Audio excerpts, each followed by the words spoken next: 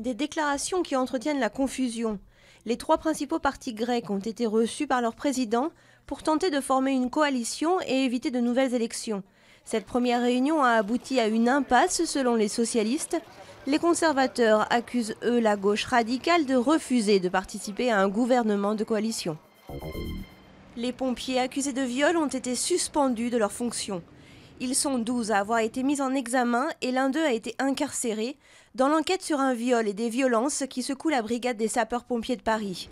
Les faits sont survenus pendant une séance de bizutage au sein de l'équipe spéciale de gymnastique de la prestigieuse brigade.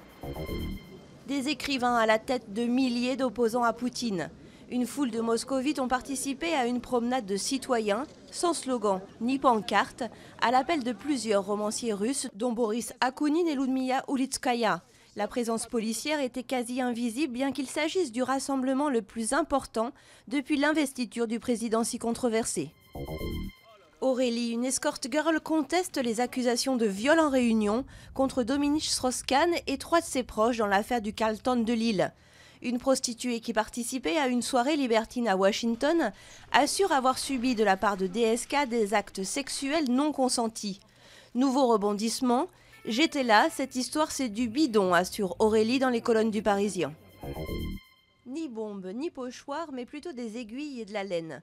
C'est le kit graffiti, ou recouvrir du mobilier urbain avec du tricot. Cette nouvelle forme d'art née aux États-Unis est présentée au Festival des Arts Urbains d'Angers.